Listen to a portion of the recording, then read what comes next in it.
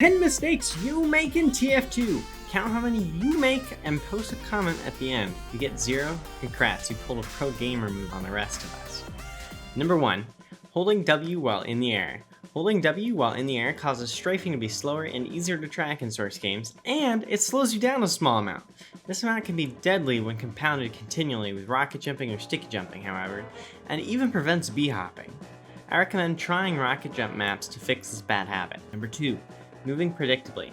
This usually becomes a bigger issue actually as you get better at the game, so if you're like really good at the game, this is usually an issue.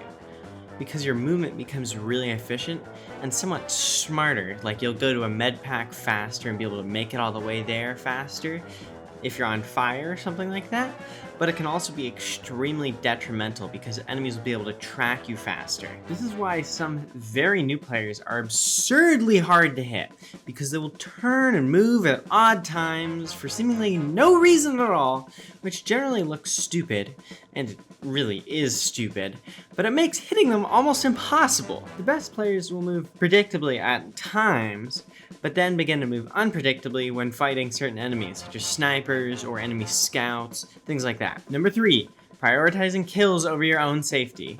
Usually this will look like aggressive overextending to try to kill one extra person, putting you in enemy territory, causing you to get killed by many people. Don't do that, just don't. It's fine, just let them go. Number 4, playing reactively. The best way to play is proactively, but it is much harder to do. Here's an example. There's a pyro. He's running towards the front lines and moving away from his friendly engineer as the round is just starting. Meanwhile, his engineer gets backstabbed and buildings is sapped. The pyro runs back and kills the spy, and all the buildings are destroyed. Luckily, his team is able to stop the push without needing to fall back on the sentry or dispenser. Now, obviously, this pyro is not omnipotent. He couldn't know that there was a spy. The spy is able to disguise and able to turn invisible, and it's very hard to tell that there is a spy at the start of the round. But what can he do now that he knows there's a spy?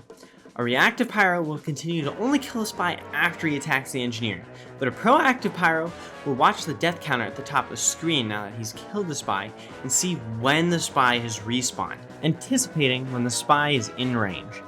He will then proceed to spy check, making it impossible for the spy to reach the engineer. Number 5, calling for medic constantly. Calling for medic has 2 uses. Number 1, blocking headshots. Number 2, to get healing. But it also has a downside. It can tell enemies are on low health and give your position away. Ideally, your medic is a smart player with low health indicators enabled, in which case, you should only ever call for medic to block headshots. I know though this won't always be the case, most medics are not that smart. Number 6, not being aggressive enough. This largely requires teamwork, and yes, I know, it's casual TF2, there's barely any teamwork. Have you ever played a game where there's an enemy heavy and medic pair, and as soon as the gate opens, the heavy gets headshot? What happens to the medic after that? Usually, they'll get away.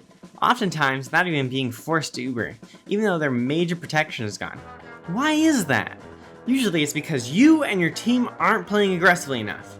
The moment that heavy dies, the entire enemy team should get wiped out because your team has more players now.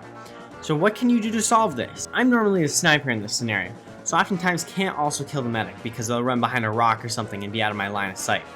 But what I can do is get on the mic and say, kill the medic, kill the medic, kill the medic, repeatedly until someone attacks him. Usually this works and makes people look for the medic and try and attack him, and he's a very important kill, especially while he has Uber like that.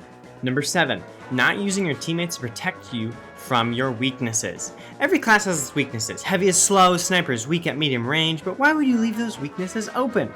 Your team works to fill your weaknesses, like little puzzle pieces. I main sniper, so I fit best with the engineer. The engineer protects me from every close range attack with his sentry, and protects me from other snipers' headshots by hiding in his buildings. And I protect him from people peeking a sentry, spies because random crits on melee are broken, and I can take out Ubers before they start. Number 8, not being flexible. So, you're in casual, you want to play some sniper, but your team already has 5 snipers, 2 of which are the top scorers on the team. Now what do you do here? Obviously, I'm gonna pick sniper. No! This is wrong! Pick a power class! Your team needs something to stop scouts, roamer soldiers, and demomen from reaching those snipers, or your team is done for. Plus, if you had gone sniper, it wouldn't have been very fun to play anyways. You'd end up dead most of the round from those scouts, roaming soldiers, and demomen. Number 9, not putting enough focus on the control point. Killing enemies, definitely necessary.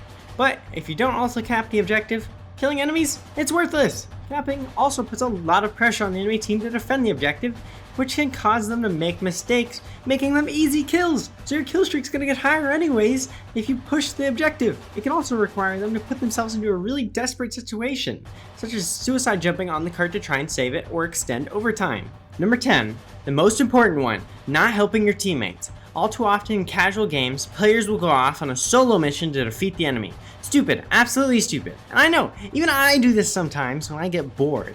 It isn't effective, it doesn't work. Stick with your team, unless you have a plan to set up a pincer attack for the enemy. And that is all for today. Comment below with how many mistakes you made, like the video if you did, and subscribe. Bye guys!